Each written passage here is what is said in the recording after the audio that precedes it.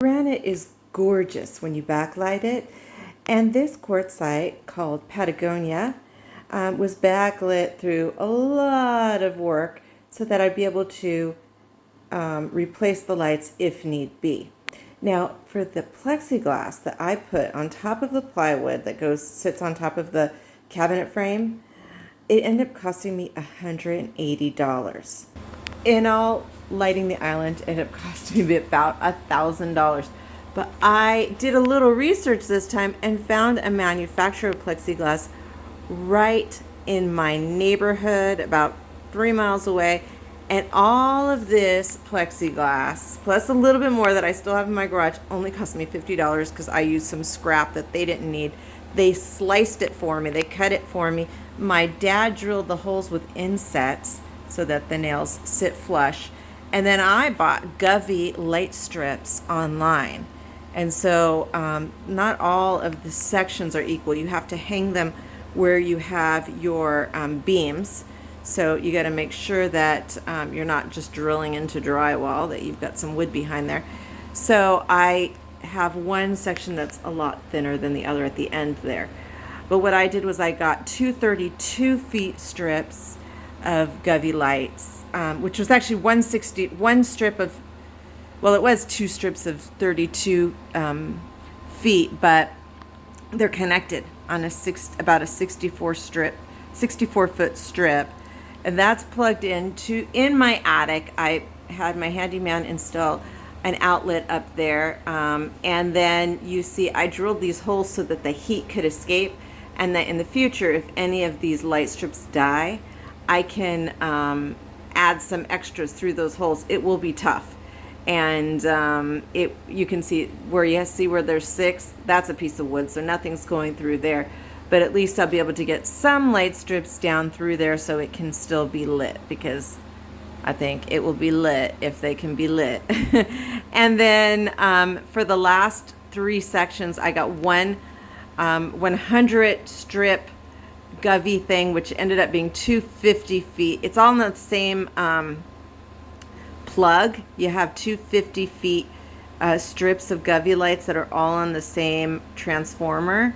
But so now I only have 2 plugs up there. I thought I was gonna need to get 3, but it all worked out. And you can see how I'm doing it.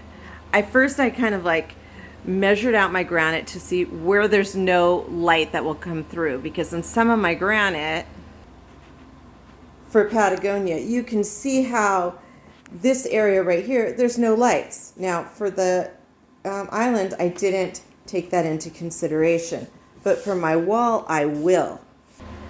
And so what I do is I kind of figure out where I mapped it out to see where everything would go. I made a grid, and then I just taped it up there, and then you just peel back the 3M tape, and it's not that sticky, so you got to make sure, according to reviews, you got to make sure that you